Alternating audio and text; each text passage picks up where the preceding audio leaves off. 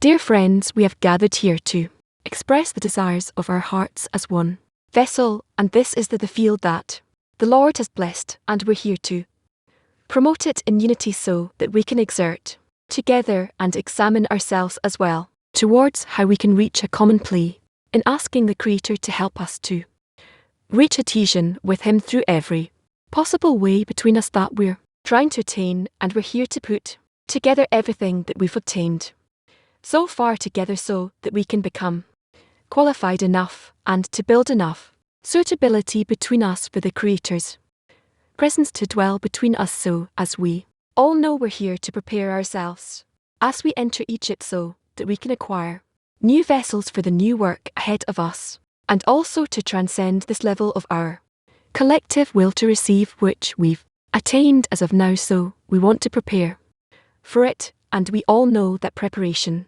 is everything, so our experience in this coming holiday will depend on how well we arrange ourselves internally, and as I said, preparation is everything. That is why we're here preparing every day for a special Pesach that we've never experienced before in this current collective state, and we're ready thanks to the efforts and daily collective exertion of our society. We're here to annul ourselves and to integrate with each other in our hearts in gratitude, also through the responsibility that we feel towards the whole world clear. So we're here as our conduit or an adapter, asking the Creator to lead us in passing this light that reforms around, so that we can awaken each other towards this importance of what the Creator is doing with us. So we're here obligated to work in connection and in love of friends towards one another, and this is what brings us together to speed up the process, as we all know. So through this privilege that we have in this holy society, we get to influence each other through the light that is reforming us, and we want to amplify this work by strengthening each other through the connection between us. So we want to thank Araf, we want to thank you, dear friends, we want to thank everyone in Patak for all the work you've been doing for all these years and helping us to be in this service of the Creator, and through this integration we would like to activate our collective strength to invite everyone, and to most importantly invite the Creator to draw between us. So thank you, friends. Back to Balaam writes, Israel are not redeemed before they are all in one bundle. This is so because all of Israel are indeed one body, where each and every organ has its unique role. For example, the head contemplates intellect and reason, the hands work and provide nourishments for the head, while the head itself is exempted from working and does not need to work, since the hands are quite sufficient. Likewise, the hands do not need to calculate how to work, because the head is quite enough for him. Likewise, went back to the beginning. Israel are not redeemed before they are all in one bundle. It is so because all of Israel are indeed one body, for each and every organ has its unique role. For example, the head contemplates intellect and reason, the hands work and provide nourishments for the head, while the head itself is exempted from working and does not need to work, since the hands are quite sufficient. Likewise, the hands do not need to calculate how to work, because the head is quite enough for him. Active work. How can we help each other to become one bundle and be awarded redemption? Active workshop question: how can we help each other to become one bundle and be awarded redemption? How can we help? A personal example. Prayer. Really ask the Creator to guide us how to feel the heart of the friend, how to feel that burning point that brings him to us, that he is part of my soul, and I'm asking to unite with it and to do the right action before him, so together we can serve you. Yet constantly bring the Creator between us and be in prayer for connection. And also I see from day to day and from week to week how much the source exerts our compass, or the power, the thing that clarifies for us and scrutinizes. It's a natural phenomenon that what the writings of Kabbalah do all these questions, and in the end there's a method based on the source material, on work in the 10 on based on written rules, what's happening to us throughout the day meetings. Everything else is revealed inside of This spiritual routine, if you'd like, through support, encouragement, concern for one another. When we practice the quality of the Creator quality of love between us and try to come to what we read in the excerpt like organs in one body, okay. If on our part we arrange the deficiency for it, we want to create a situation where we yearn for it, we want it, this is the result we're after. That in itself is a lot of work. But with this question, we ultimately come to the Creator with and how to become one bundle. Only He can do it for us. We need to arrange it so that we would want Him to work on us. It's always possible to help, especially now in this period of Passover. We always heard that we exit Egypt only together with mutual help, and we have a very deep internal process ahead of us that begins with recognition of evil and ends with going out to freedom. So we need to unite as much as possible in this common period so we can make the best of it and let lead us toward the promised land. Yes, the Kabbalist writes, so we can come to the land of Israel. Yesterday in the meeting we also discussed it, and we said that the correct thing to do is to depict that corrected state that we yearn to reach, and the way Kabbalah is described to us, and they wrote to us the guidebook. If Israel become one bundle like one body, or the workers who are the hands of the body provide for the head the labor and sorrow of those who engage in Torah and work will contemplate will complement for the workers, and this clarifies the commentary.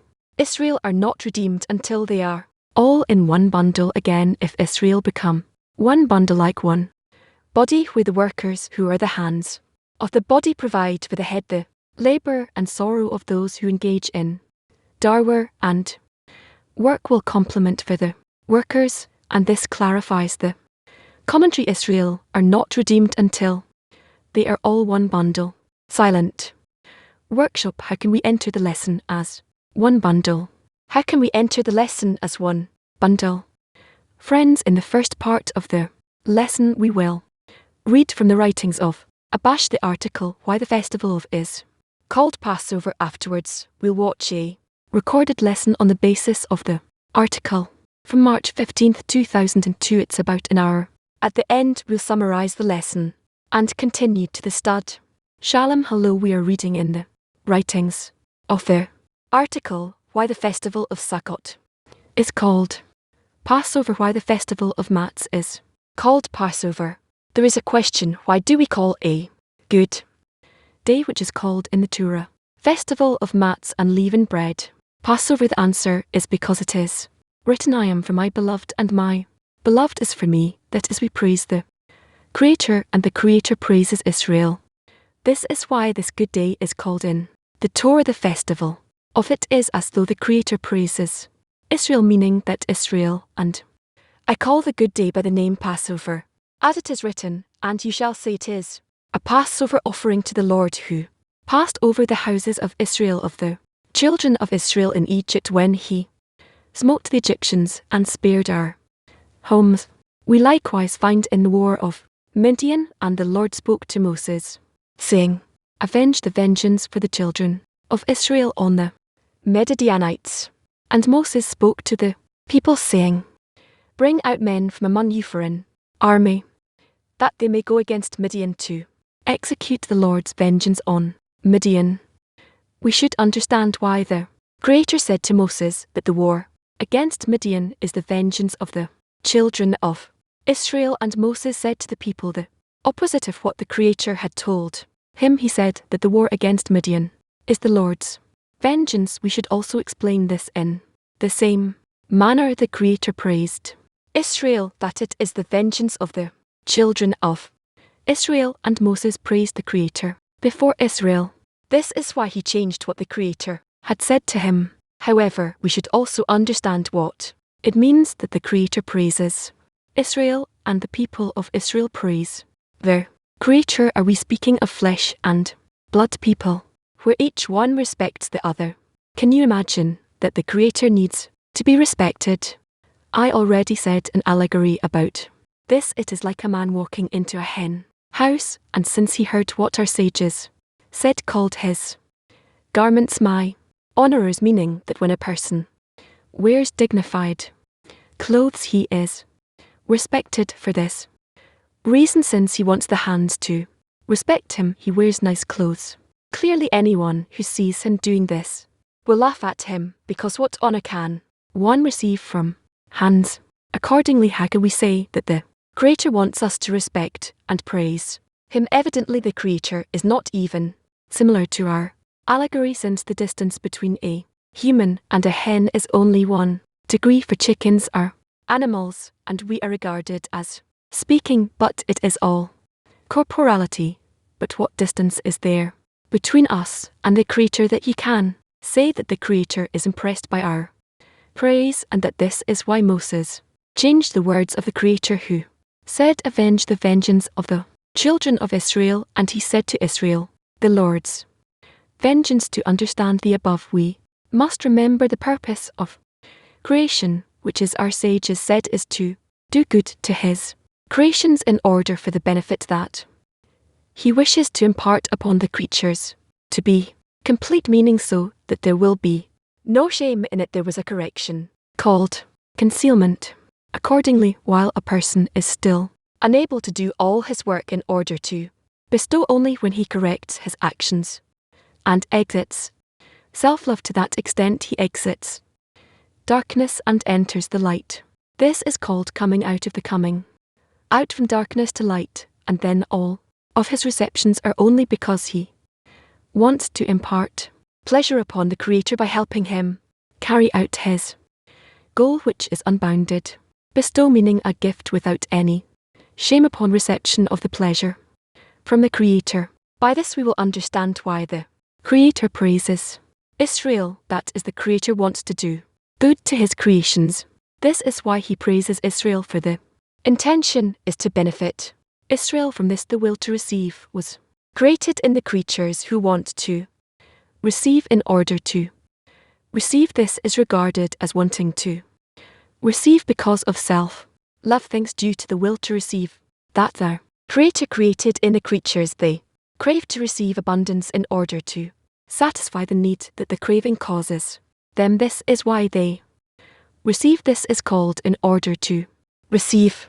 However, from this extends separation due to disparity of form. For this reason the people of Israel take upon themselves the Sim's restriction not to receive the light and pleasure despite their craving. Nevertheless, they do not want to receive unless they know that they can aim to receive the pleasure in order to bestow. This means that since he desires to give, this is why they receive the abundance, but as far as their own benefit they relinquish the pleasures. It follows that the people of Israel are praising their Creator, that is, they relinquish their own will to and engage only in praising their king, meaning that which the king wants they do. This is why Moses changed what the Creator had said, avenged the vengeance of Israel. The Creator said what Israel should do only for Israel's benefit, but Moses changed what the Creator had told him. But this is not regarded as deviating from the purpose of benefiting his creations. Rather, the reason for the change was also to do good.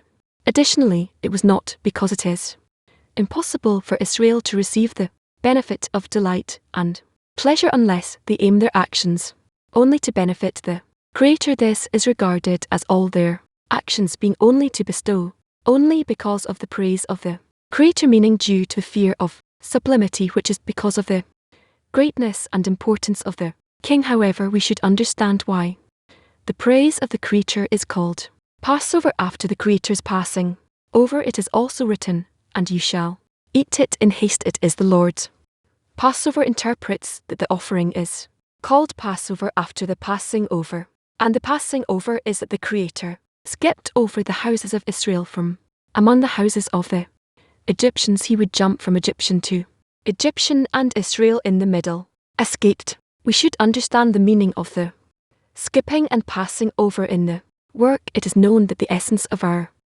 work is to achieve adhesion with the Creator, which is equivalence of form by which we receive vessels that are suitable for reception of the abundance. It is also known that our kalim come from the breaking of the Vessels, the breaking of the vessels, means that we want to use the vessels of reception in order to receive, and this is regarded as separation from the Creator. This occurred in the upper worlds and also through the sin of the tree of knowledge when the Kalim vessels fell into the Kippot shells, and we must elevate them because we come from there. Kale by working with our desires to receive which come from there in order to bestow, we correct each time a piece of these Kim which are in the Kippot and raise them to Kasher holiness by wanting to work only with the aim to bestow contentment upon the Creator each time and each day. Pieces of the Kle put called in order to receive are sorted, they are corrected so they can be used in order to bestow. The order is that a piece is elevated to holiness, and then we come down to a state of reception once again, and even forget that there is the matter of bestow, but then we receive an assent. Once more take the part of the will to receive in us, overcome it and correct it to work in order to bestow. This repeats itself each time until we acquire a certain measure of reception that has received the correction of bestowal. To that extent there will be room for the upper abundance to enter. This Kli vessel is made by adding all the essence that one had into one Kli, as it is written, penny by penny joins into a great amount. By this we can interpret what we asked about Passover. Our sages said he would jump from Egyptian to Egyptian and Israel in the middle escaped. This means that every descent is called Egyptian, meaning he receives everything for self-love. Israel in the middle is an ascent when he overcomes and does everything in order to stove and not for his own sake. That state is called Israel, but afterwards he descends once more. It follows that he descends once more into being an Egyptian, and so on and so forth. And Israel escaped, meaning that he escaped from the Egyptians and became Israel in order for a person to have a complete cleave vessel that can receive within it upper abundance. The Creator jumps from Egyptian to Egyptian, meaning he takes into account only the Israel that is between each two Egyptians and joins them into a great amount. It is as though there is no interruption between Israel, and Israel skips over the Egyptian, means that it is as though the Egyptian does not exist in reality. For this reason all the Israelites are joined into a great amount until he has a complete Kli. Accordingly, we should interpret what is written there, that he skipped over the houses of Israel and only the Egyptians were killed. It is as Rashi interprets, he passed over, meaning jumped from Egyptian to Egyptian and Israel in the middle escaped. This means that all the Egyptians were killed and only all the Israelites who were in the middle between the Egyptians stayed alive. The literal meaning is that all the descents that are between the ascents were erased and only ascents remained. This is as though they never had descent since they were erased. This is the meaning of the Egyptians being killed. Hence now it is possible for all the ascents to connect and become one state. There are many discernments in the will to receive that was corrected into working in order to bestow and become one complete cleaver. Reception of the light for of redemption, called the Exodus from Egypt, when they were liberated from the exile in Egypt, enslaved to self-love, called the keeper of Egypt, as it is written, and he brought out his people Israel from among them to eternal freedom. Had the descents remained, there would be interruptions between each two ascents due to the descent in the middle. But when the descents disappear, we should look only at the ascents, and then we can speak of the Kli that will be fit to receive the light of redemption. For this reason, we should learn that one should not focus on the descents when he always falls from his spiritual state. Rather, he should focus on the ascents. Therefore, when he sees that he is in a state of loneliness, he must not despair. Instead, he must overcome above reason and rise. Again, he must not look at the past and say, since until now I thought that I had already understood, that it is not worthwhile to focus on self-love. Still he sees that he soon suffers a descent. Therefore a person asks, what's the point of ascending if I must keep falling? What do I gain by this? To this comes the answer, and the children of Israel sighed from the work, and their cry rose up to the Lord, that is, there was an awakening from below. Then the Creator killed the Egyptians, and the Israelites remained and joined into a great amount because of all the ascents that they had one at a time. They had a big clay in which to receive the abundance. It therefore follows that no good deed of a person is lost. For this reason, we must not say, how do the ascents help me if I lose them right away? This would be true if he could hang on to them henceforth and not descend. But it was said about this, who will climb up the mountain of the Lord. This is one discernment, the other discernment is and who will rise in the place of his holiness. To this comes the answer, he who is of clean hands and a pure heart, meaning one who has been rewarded with clean hands and has no more self-love in him, but his only intention is to bestow. A pure heart means that his heart is with the Creator, that faith is fixed in his heart. These people have no descent in the degrees of loneliness, but all the ascents and descents are in spiritual degrees, since we should attain complete degrees called none of, and of their ascents and descents are all in the king's palace, and not inside, not outside the king's palace, and they are not thrown down to the place of darkness and the shadow of death. However, at the same time, we must know that no ascent is lost. Rather, penny by penny joins into a great amount. For this reason, a person should be happy when he feels that spirituality is desirable to him, and he wishes to come as close as possible to the Creator.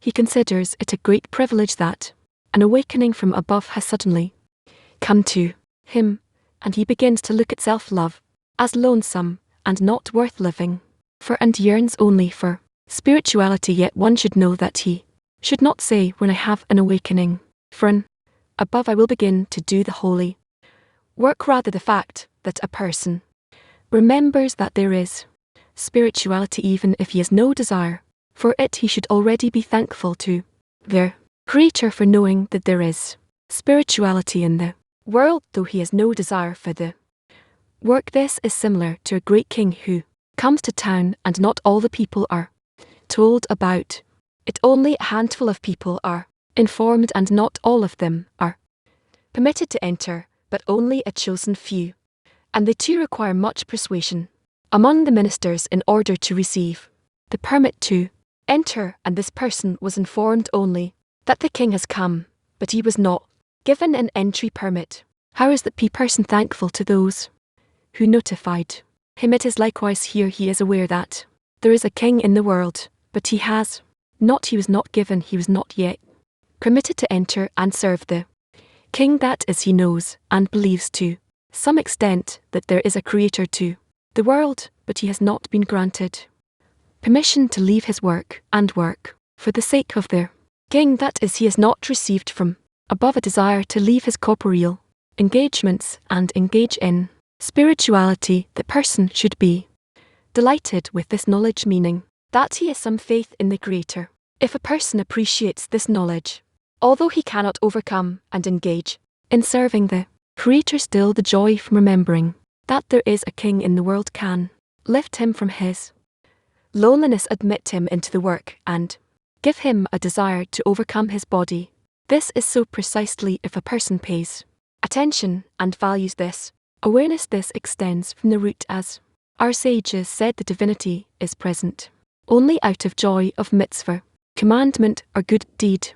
This means that the joy he is while performing the mitzvah, the good deed, causes him adhesion with the Creator. As said above, the blessed clings to the blessed, since joy is a result of wholeness, since he values the giver his importance and greatness. And there is a rule that if the giver of the gift is an important person, even if he gives a small gift, it is still regarded as a great thing.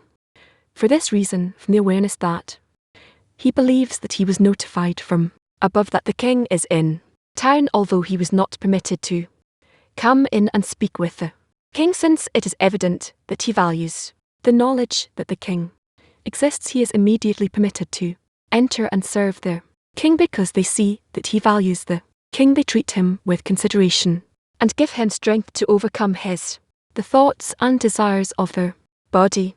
Accordingly, we can praise joy that is because of the joy of being inspired by the performed by the importance of the king he is given from above, and illumination that is placed on the clay vessel of joy which he has given him, which he has given from below as an awakening from below. This causes an awakening from above and is given permission, meaning a desire and craving to overcome the thoughts of their body. It therefore follows that Passover is named after the Creator's passing over the houses of Israel and leaving each and every one from Israel alive. It is known that there is no absence in spirituality for the smallest. The Sermon 10. Israel remained alive and nothing was lost because the Creator saved Israel. This good day is called Passover after the Creator's deeds. And regarding what we asked about the praise, how can it be said that the Creator wants to be praised, and is he impraised by the praise of flesh and blood? There are two answers to this. One with respect to the goal, that his desire is to do good to his creations, meaning that all the delight and pleasure that the people of Israel receive while they receive them, they aim to benefit the Creator, meaning that the Creator will enjoy this because he wants the creatures to receive the light and pleasure, and since they want equivalence, the form when they engage in it is only because they want to bestow upon the Creator and not for their own benefit. This is regarded as the people of Israel praising the Creator, that because of the greatness and importance of the Creator we try to please him. The Creator praising Israel means that he wants to give the light and pleasure, which is the purpose of creation, and he also wants that there will be no shame upon receiving the delight and pleasure. For this reason he wants them to work in order to bestow. It follows that he's praising Israel means that the people of Israel relinquish self-love and want to work only in order to bestow. For this reason he always focuses on their merit, meaning he counts the works that they do in order to bestow, so that he will be able to bestow abundance and there will be no flaw of shame. He does not speak of what they do in order to receive. He wants to erase this from the face of the earth. As said in the clarification of the name Passover, that he passed over, meaning killed the Egyptians that were between Israel and spared the Israel in between. Naturally, he could have focused only on the merit of Israel, meaning on the essence that they had, which is the merit of Israel, meaning the awakening from below that they did. Then in baking the unleavened bread, this is why the festival of Mats and the people of Israel were written in the Torah, since the Creator focused on the merit of Israel while baking mats for the sake of the Creator, and did not focus on other things. This is called that the Egyptians who were there he killed, meaning obliterated them as though they weren't in reality. By this all of Israel joined into one big degree, which was whole, becoming a clay to receive the abundance. This is regarded as the people of Israel calling the good day Passover. Now we can understand the second reason why the people of Israel named it in praise of their Creator. The first reason is his desire to do good to his creations, and they're not wanting to receive because of self-love. Therefore they receive the delight and pleasure because he wants us to receive. This is called in order to bestow, and this is in praise of the Creator. The second reason that we praise the Creator is that he did not regard the descents and focused only on the essence. This is regarded as passing over, where he took all the ascents into account and erased the descents from the face of their earth. This is the praise of the Creator, and this is regarded as speaking in praise of the Creator. We should understand why it is written, "And ye shall eat it in haste." It is the Lord's Passover. Why Passover is called haste, according to what Rashi interprets, Passover is called haste because the Creator jumped and passed over from Egyptian to Egyptian and Israel in the middle escaped. We see that skipping to the end means that he rushed to the end as though it was not yet time since he rushed himself. This is why Passover is called haste. It is as though he had to hurry so that the Egyptians who were among the Israelites would not awaken, though it was still not theirs. It was still not their time to be corrected. This is why he rushed himself and saved what he could save, that is, only Israel received correction and not the Egyptians. This is why it is called haste. However, it is written concerning the end of correction, for you will not go out in haste, nor will you flee, for the Lord will go before you, and the God of Israel will be your rear guard. Behold, my servant will be enlightened. He will be high and lifted up and greatly exalted. The reinterprets that this will be at the end of correction, when even some becomes a holy angel, and the stony heart which was forbidden to sought prior to the end of correction and remained in the kippot, the shells it too will then be sorted into kosher holiness. This is the meaning of very good. Good is the angel of life, very is the angel of death, and it too will be a holy angel. This is called death will be swallowed up forever. This is how the Aaron interprets. Indeed, we can interpret what is written, for you will not go out in haste, nor will you flee, not as it was in the land of Egypt when redemption was in haste, and he jumped from Egyptian to Egyptian, and Israel in the middle escaped, since he had to obliterate the Egyptians, and only the people of Israel remained alive. But at the end of correction, when the Egyptians will also be corrected, there will be no need to be in haste, because they will not be there.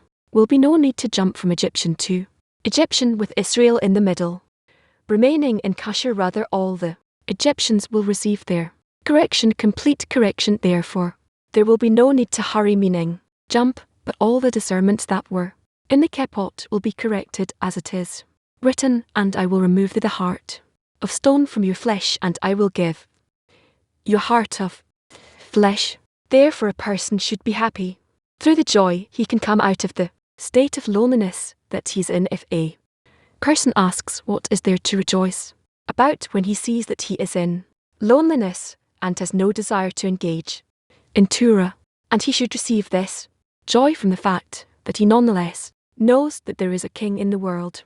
From this awareness alone, he can be happy, as in the above allegory that he was informed that the king came to town. This gives him the strength to ascend. Now we will watch the recorded lesson. If they come to a state that it's enough for him, that light that was working on the soul, then a person receives the exodus from Egypt. All that once he feels that the heavens open up to him, he begins to see the higher reality, the reasons for what is found here in this world. Our world is the world of consequences of actions, executions, and this upper world is world of reasons, decisions. Then a person begins to see that not that he is raised physically, but in his consciousness he begins to see the reasons for everything that is done, and this is called the revelation. Spirituality, the revelation of their Creator, and the state itself is over as a result of the Creator having skipped over all the actions of the person and assembled all those actions with which a person wanted to reach spirituality. Pharaoh here is our nature. Moses is that tiny force in us that wants to pull us up into the upper world. All the arguments between Moses and Pharaoh is the inner work the person does and feels, how he feels this going on through him. He is a heaviness of the heart, the burdening of the heart, and he overcomes. He has more difficulty until he comes to the 10 blows he has to get through. These 10 blows, 10 plagues as we call it, it's really unpleasant, and he has to come up with all kind of schemes how to yearn where he's going to take the strength to overcome, because spirituality doesn't shine to him. On the contrary, stops illuminating to him, stops wanting it seemingly, and everything is done through the burdening of the heart. And Pharaoh becomes bigger, and Egypt becomes more attractive, and it's not so bad to live in this beastly world. And has no purpose, but with no Torah, until time after time again he puts in a certain number of exertion, the quantity becomes quality, the quality itself rises, and then he's rewarded with the exodus from Egypt. From this we begin the spiritual process. He enters the first spiritual degree, and the rest is Jacob's ladder, as we call it, the spiritual ladder. 620 degrees until the end of correction, degrees of their righteous, the Holy Spirit. Prophecy even there each and every time person wants to ascend from degree to degree, he must have the surrounding light that comes to him through the study, through the inner work, just like here in on this level of ours. Our entire world is called a sub-spiritual level, but it's a level. The same principle remains there as well, except the light is revealed, the forces disturb and the forces that help are revealed, and the person feels more oriented. He knows what he's doing. Of course, when he's in a lower degree, he doesn't understand the nature of the higher degree. He has to walk with his eyes shut. There's no difficulty like coming out of this world to the spiritual degrees. Therefore, the exodus from Egypt is the toughest exodus. It's the exodus, and all the rest of the exits from the other degrees are steps you take along the way, and each degree that he acquires means that he corrected himself, that he climbed it, that he performed the commandment, the mitzvah. That's why 620 degrees is like 620 commandments, 613 commandments plus 7 commandments of our teachers, rabbis. Then when he ascends each and every degree, it's thanks to the fact that he exited from Egypt. That's why with each commandment we add memory in memory of the exodus from Egypt.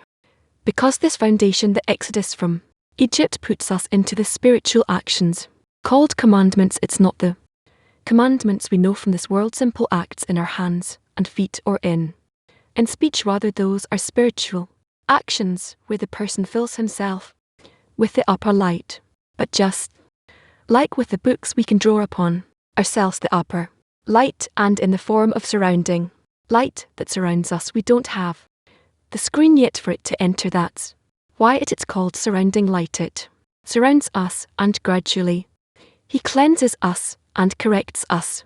And so we're doing it with these actions. We can do this not only through the study, you can also do it through with the action. Like in Passover, we have the surrounding lights, and according to how much a person participates in participating in this festivity physically, like everyone, but because he has the intention with which he wants to reach the awareness of the holiday, the ascent to the degree of Passover, that what will happen to him will happen according to what Passover is. So if his work is also aimed correctly during the preparation for the holiday, and if your intentions are correct, then it can merit great surrounding lights in the preparation for the holiday itself. That is why, as you can see, we labor much about it. Everybody wants to participate, and they love this work because it gives a greater spiritual results compared to just the study and all the other Kabbalists before him. But of all the holidays, they value the holiday of Passover and of Sukkot, the holiday of the tabernacle, because Passover is like the exodus from this world into spirituality, entering into wholeness, and each one would have liked that. How the tabernacle are the clouds of honor, and there are also surrounding lights like the cloud, like a sukkah, like a roof. It's all the same principle, but the conditions change, conditions in which the man's soul is in, and that's why there are different modes in this world, different expressions, depictions of these holidays, of these spiritual states. So in Sukkot it comes to us surrounding light in different form, because the soul is already in a higher degree, whereas Passover is actually the exodus from our state into the light.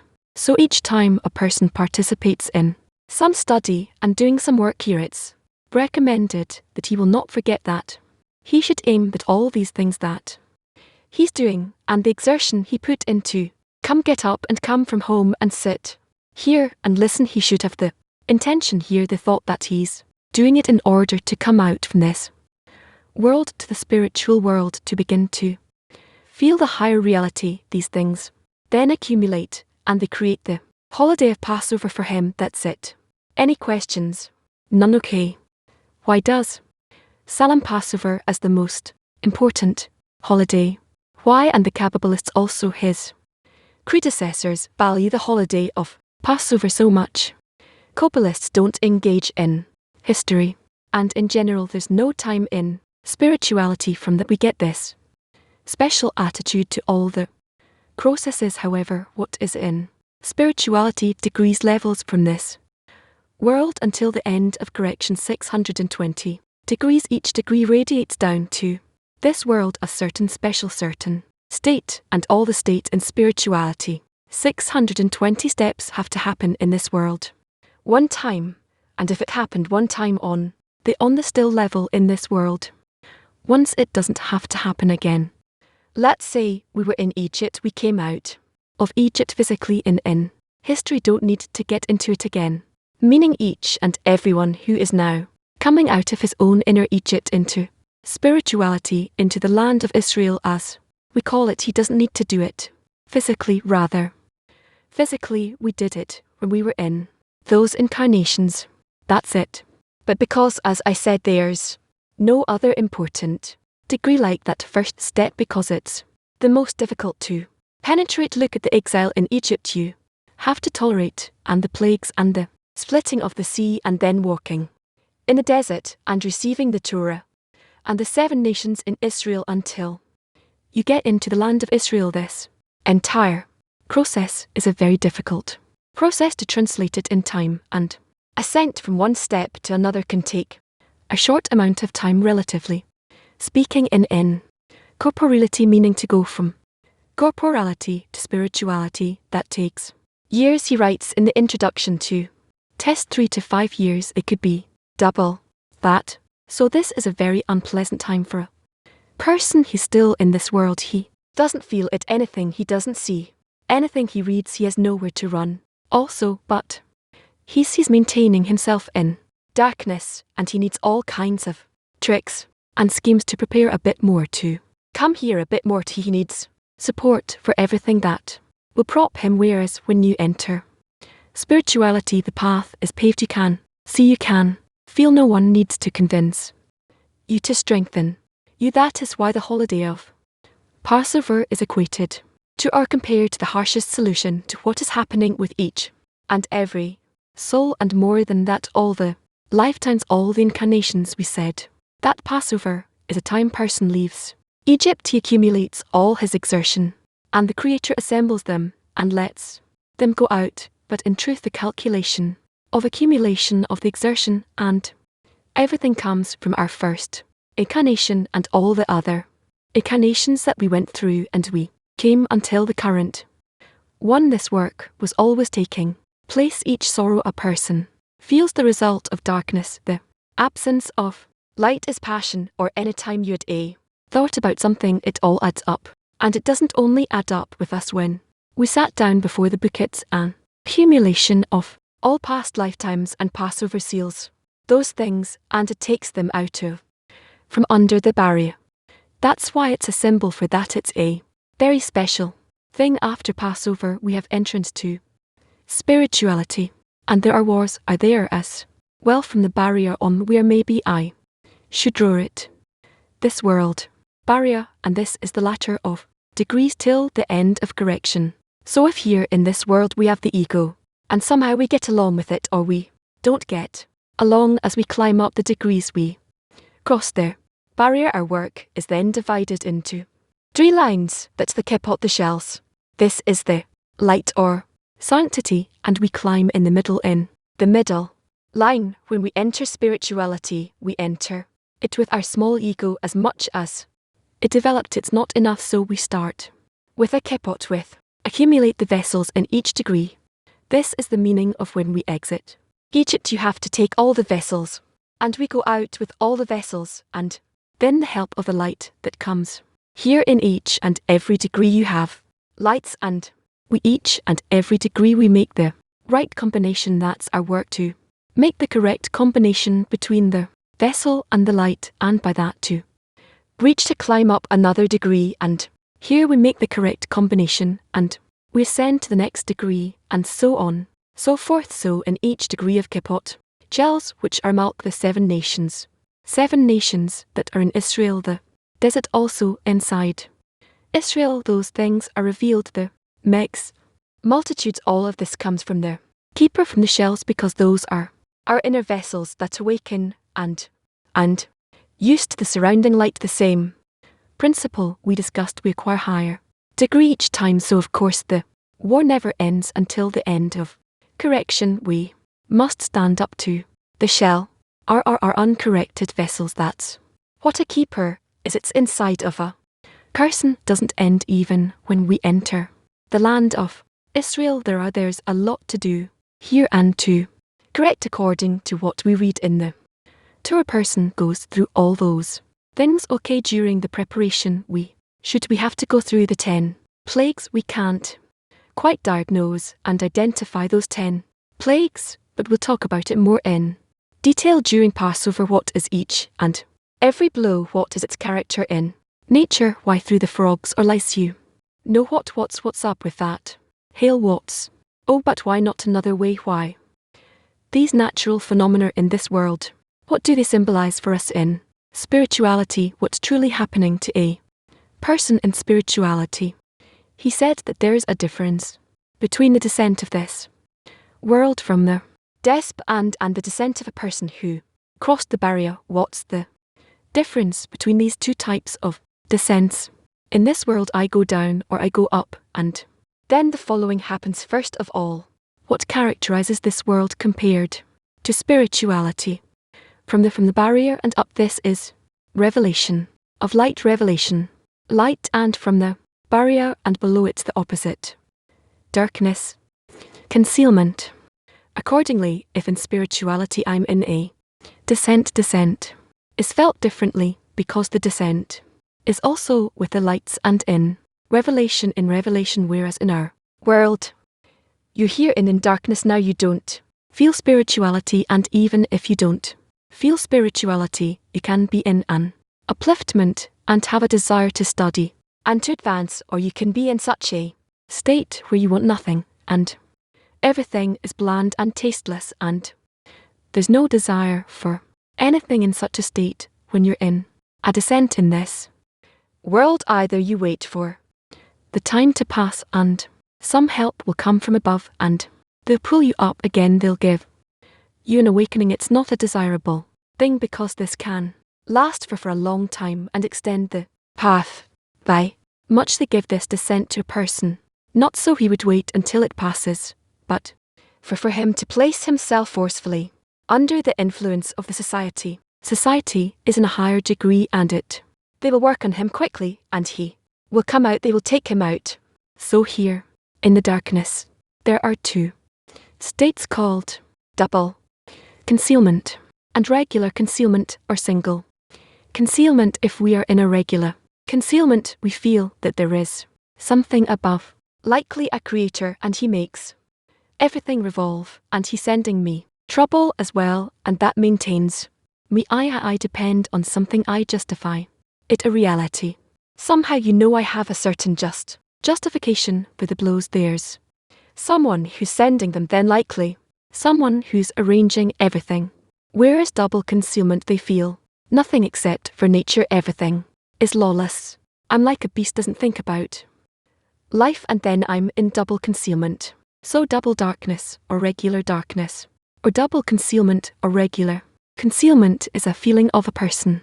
It's not somewhere out there. So descent and ascent in our states in Egypt, as we call it, before the barrier, this is called in the children of Israel side from the work where person is really experiencing an difficult time. These things don't exist after the barrier. They're even in the darkness, seemingly in the darkness. When the person is in the kippot, in the shells, he knows and he sees that they are the shells and they correspond to sanctity, and through them or with them he goes to godliness. He connects to godliness with their help. He takes them as help against the shells are already on a different level. So the shells are different. They're its thoughts and intentions. Against the intention the kapoter in order to receive and they're the guess that is in order to bestow the war is polarized, but when, before the barrier, we are all in our will to receive for ourselves and beastly will to receive, not even a spiritual will to receive, but meaning after the barrier is its different cross it, and that's it I wish you, but before that whatever is within your power to do you should do without a group. I don't think why are we organizing all those things. It comes from necessity. It's simply a necessity because alone if he's not incorporated with others he falls, nobody saves him. He must enter under the influence of the group immediately, otherwise time is going to grow longer, not in years, in lifetimes, incarnations, and if each and every one was given an awakening it's a sign he can come out of Egypt in this life. Everything depends on his work, and you can't do the work when you're already in trouble, and when you're falling you can do the work when you have the forces to do it. So now we are in a time where we're relatively can convince ourselves and work with ourselves, then we have to quickly, each one has to place himself into the group, a certain order, a certain commitment to come, why to come, how to come, take another with you so he would pull you in and do all kinds of tricks and tactics. So then later when if I want to descent, they will apply this pressure on me and obligate me. That's a must. If the fall can last a few months, for the whole society can be a few hours or few minutes, even it's not simply a matter of time. When you come out with the help of society, you acquire such discernments that you can skip over several descents. If you're coming out of the descent on your own, you don't acquire the necessary experience, and you need to descend more and more and more, whereas with the help of the society descent you acquire their experience, and this can substitute many descents. There's a great savings of time and also the number of descents. The relation between the scrutiny is that a person does the inner light and the inner work and the surrounding light. What's the relation? Hold on. The question is not clear. What's the relationship between what a person does and the surrounding light? We are vessels, each one is in a certain degree. We're all below the barrier, each one slightly above, slightly below. It's a very tiny difference between us and we study, we learn that other than lights and vessels there's nothing in this reality. In short, light is working on us. The upper light works up until the down to the barrier. Below the barrier the light shines from afar. This is called surrounding. Of course everything that's happening with us is a result of the surrounding light. Have less of it, you know. It's like a plant tree or some a plant. If you water it withers, if you don't water it it withers. If you water it it rises. We're like light, we're like plants that follow the sunlight. There's no way that vessels live by the light. So according to how much we awaken the surrounding light on us, we can rise from degree to degree and feel ourselves better, because in spirituality it's simple. If I'm on a certain spiritual degree, let's say right now I'm on this level, so all the conditions in that level work on me, and that's what I feel. So when I feel myself better, I have to go to a higher degree. On this degree I will never receive anything better, except if the upper light will come in the form of surrounding light, and a higher intensity constantly changes. I don't control it, but let's say it will change. So in my level I can receive change for good, or God forbid if the light from above will change to a little worse, then I'll receive more trouble on my level. But that doesn't depend on me. That's a light from above, according to a certain general program that works on me and all the other souls. But if practically I want to bring myself to a better state, I must go from this degree to a higher degree. How to do it? Also using the same surrounding light. There's nothing more. What we learn, why were we given the wisdom of Kabbalah? Not just to learn about reality, but to practically, and how we can awaken more of surrounding light on us. Now accordingly you can say that all of our actions, all of our thoughts, all of our desires, all the reasons, everything the surrounding light brings to us, because my vessel, when I'm here, my vessel, this vessel is part of the big vessel.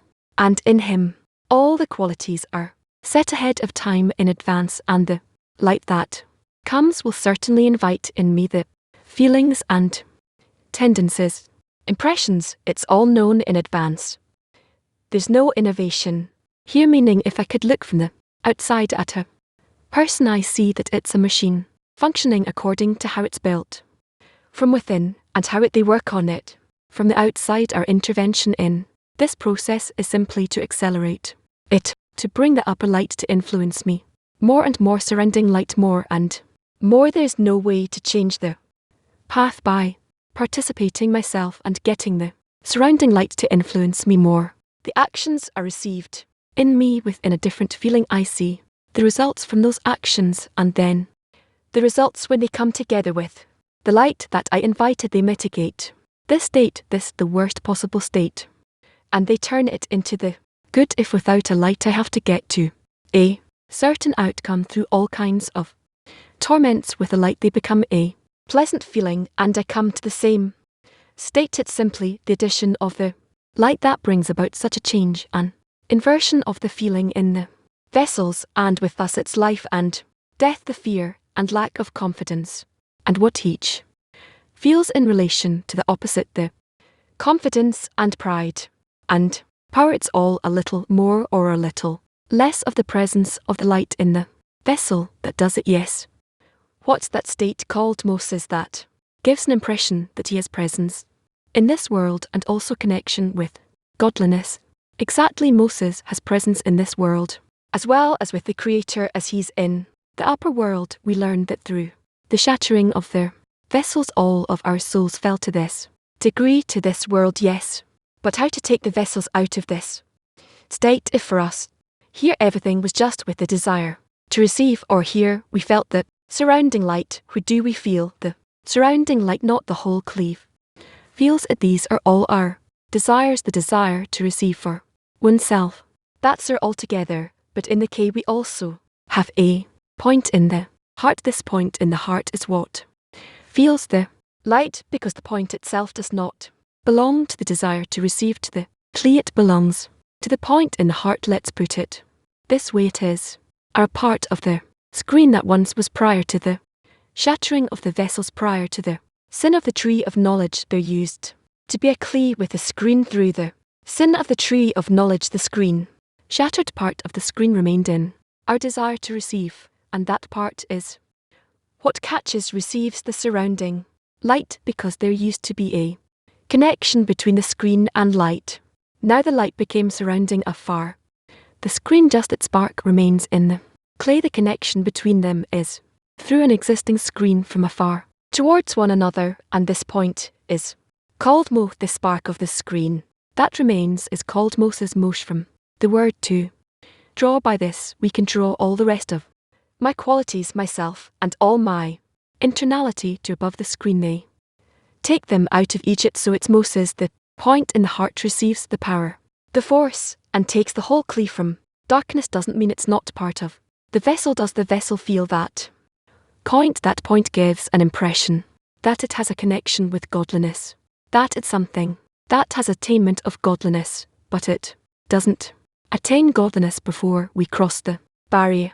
So then how is it that you're sitting here and you're yearning for it? That I'm sitting here, it seems like there's something in me that has an attainment of godliness. No, not attainment. You have no attainment. You have a certain quality from the rest of your qualities. Yes, there's a certain desire out of the rest of the desires that feels that it will feel filling from the godliness, that's its filling. All the rest of the desires can receive filling from this world, and you've been through all those desires throughout the incarnations, for honor, for money, for bodily pleasures, for knowledge. All you've been through all them, and they are more or less developed. Now a desire for spirituality awakens in you. What is that only the light can fill it, and it is what compels you to work now, to rise and to come here, etc. This point is what you're working with now. You feel it as the greatest deficiency, at least bigger than sleep, rest, and a few other things. So it's upon us to develop this point by the surrounding light and not by suffering, and also what can be done. F. I these deficiencies the desire to receive for oneself if I take it and I bring it. Sufferings it begins to seek what to do, and from the search it turns to this point in the heart which appears to be the only one that's not harmed by these sufferings. And then he identifies with it and wants to kind of to escape the sufferings under it. From this world to the spiritual, but it's a very long way through suffering. It's also possible by developing this point itself to become greater than all the rest of the desires. This will be the most important desire of all the desires. And then I won't need suffering. That is actually what's happening in practice with us right now, with the whole nation. If we were to take this approach, which is called the path of Torah, and develop the point in the heart, we won't need all these sufferings that the Creator is bringing us. There's no other intention other than to bring us to completion, to eternality. To the extent in which we will want ourselves to do this, we will be able to. What can you do? Well, but I'm hoping that we are already overcoming it this time. Yes, before the crossing of the barrier, the person say to himself that he's more or less in this place. Before a person crosses the screen, he doesn't know where he is. Also after a person immediately crosses it, he doesn't know where he is. He feels spirituality, but he feels it like a baby who, like an embryo in his mother's womb, he's nullified. He doesn't have a screen yet. He just received a screen to neutralize his ego and to be more passive, like an observer, but not in an active manner, that it can absorb light, and then from the lights in the vessels feel what spirituality is. But rather gradually he starts to grow like a baby in this world. When he enters spirituality, he's only entering the 9 months of gestation. That he's already completely different. He's already in his mother. He doesn't have to care for himself anymore, except meaning he doesn't fall from there already. He just needs to make sure not to spoil his presence in spirituality, which is called that he is in an embryo in his mother's womb, and later as he develops a fetus, an embryo, he emerges. After he emerges, he develops a greater screen within which he can receive the lights inside him, which is called that he's born. Already there is birth. There's the whole process that we learn in study of hundreds of pages only. That just is like 300 pages, and then cycling it is another 300 pages in the study of, and then glut 1 2. It's a very long process of the ripening of the soul until it reaches the end of correction. The end of correction is considered that a person reaches what we call all 70 degrees or 70 years of their difference between suffering and descent. And how do I know if I'm in a state of suffering or in a state of a descent? What's the connection between sufferings and descents? Can I be in sufferings and not a descent? Or in a descent and not in suffering? That's a nice question. It's a very good question, because it really depends on what sufferings are for me and what is a descent to me. It could be that. Could it be that I feel sufferings, and with that I'm in an ascent? No, that's a lie. Meaning each time, in every state, in every degree as a person develops, he defines a different definition of what ascents are and what sufferings are, until he comes to a state that which was important to him before, like corporal pleasures, money, honor, knowledge, all kinds of things, and that was towards all those things were. That's what he measured in ascent or descent. Before he made more, it was worth more. It's called an ascent. He fell from that is called a descent, until he reaches a state in which he doesn't care about all these things, just spiritual ascent. With the spiritual ascent, where he feels spirituality more, somewhat he feels more that the Creator is there, that he is probably governing everything and watching over everything, and that I have some upliftment. It defines that called an ascent, and if it's good for him for that, it could be that he is in a descent and he feels bad in regular concealment. In double concealment, he doesn't feel anything. He doesn't feel the Creator either. He feels that he doesn't feel not the Creator nor nothing, but he feels that he doesn't feel. It's not just like the beasts that are kind of around us, but rather a person who sees now that everything is Dark all kinds of things are happening with him, and he is certain that is completely disconnected without any other connection to godliness that's called double concealment, meaning it's nevertheless a form of revelation, and the regular concealment is considered at what happens to me are unpleasant things that are happening to me. They could be horrible, God forbid, feeling of fear, of anxiety, of all kinds of disturbing thoughts, all kinds of unpleasant things, but I feel within them that it's the Creator who's arranging them to be for me. The feeling of the Creator who's arranging these things for me, that is so much so, it bothers me so much so that I want to be in those sufferings as long as I can feel that He is the one who's spinning things for me. For an there's so it could be that I'm feeling sufferings as if and in them I feel pleasure, and a person who comes to a state in which he's not in this, not in regular concealment and not in double concealment, but rather it's like a beast, like an animal, prefers to enter regular concealment. No matter what, I don't care about the suffering, but at least through them I'll feel that I'm connected to the Creator. At least somewhat I'll have something from eternity. I don't care what sufferings, if it's the means, but of course it's not a desirable thing I'm talking about, states that happen, and that's how we think on behalf of the Creator. Of course, this is not desirable because a person who truly comes to a connection with Him must enjoy that connection. So concealment number one, the regular concealment is not.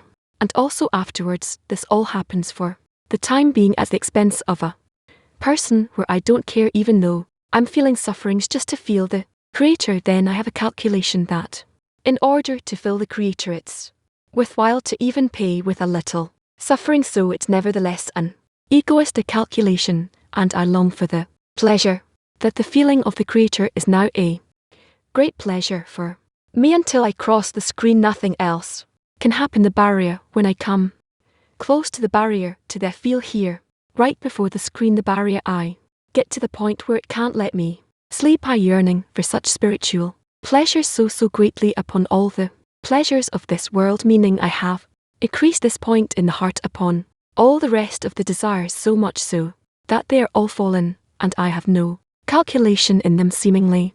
But after the barrier, after the when I receive screen and the second nature, then I start to make calculations, not of what's better, but upon what to enjoy the Creator instead of having fun going out in the evening. But there the calculation is ready in order to bestow against, in order to receive. There we have different calculations.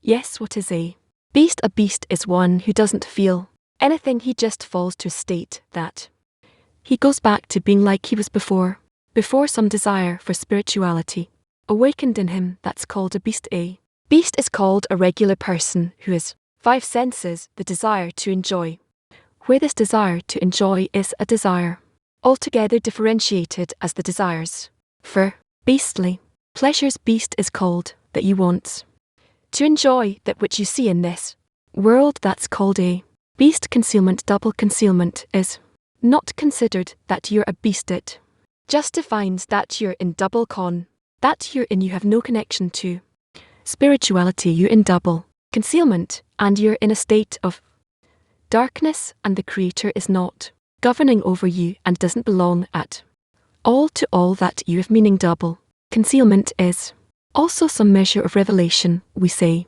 it this way: the light which shines from above, the light which shines from above doesn't just illuminate upon us here too.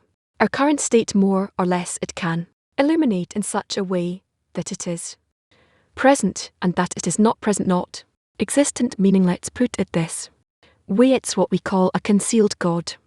We feel that He's concealing, that He's hiding, and that it's called when He appears Himself, it's called His face. When He shows you that He's not appearing, that's called His posterior. This is the whole difference between the path of Torah and the path of suffering. If He shows you that He's not there, that awakens difficult sufferings, and vice versa. If He awakens it like that, it's through the light that He's awakening.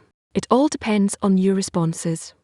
What does that mean? Bringing not to spoil or corrupt the presence in The spiritual world means that a person doesn't let go the intention in order to bestow, he keeps that screen of his, always to not lose it, and cares each time to add and add to it.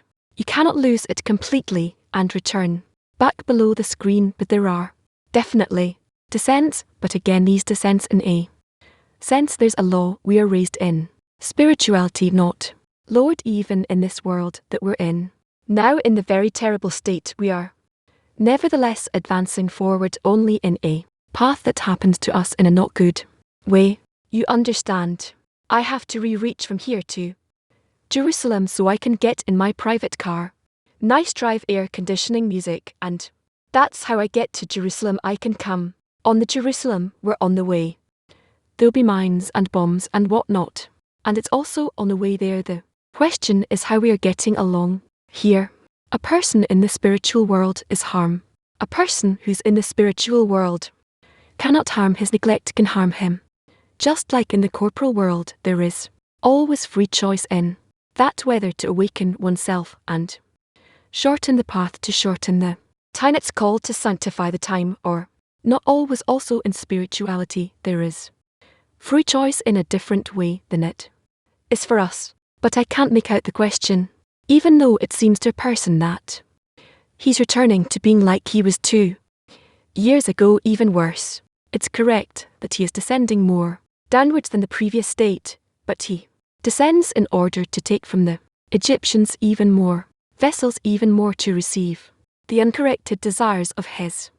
It can't be ever that you will be in a state that is lower than today, rather it can happen for a short time in order to dip you more in this hole for you to see where you really are, in order to awaken you more, to awaken and rise faster. That's what's happening to us today. The sufferings are increasing more and more till it won't be enough for us, and we'll start moving from there. Yes, can you say that in this world there are also degrees, but we just cannot identify them? Of course, in this world as well there are governances. This whole world, this whole situation, this entire state is called time of preparation time. So certainly here there's all, there are also many states prior to coming to the screen. I'm sorry, to the barrier. We're in this, we're going for thousands of years throughout all the incarnations we go through, not just now in this life. We've been through all these incarnations in desires, fourth beastly matters, animalistic desires, desire for money, the desire for honor, the desire for knowledge, and a desire for spirituality.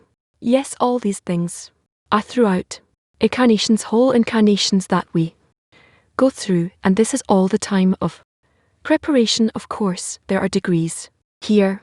The sense each time we discover a little bit more surrounding light from above, and we discover more desire to receive from below. All of a sudden a person that's drawn to money and suddenly concerned about his honor where he is towards the society as it's not receiving support there. Yes, dear friends, we will now go to a summary of this special lesson we now watched. In the 10th summary of the lesson, in 10s as usual want an impression of how many years Rav invested in the society and truly gave his entire life to erect this thing, and a big discussion about the new states that are being revealed. It's all vessels of the Egyptians each time anew.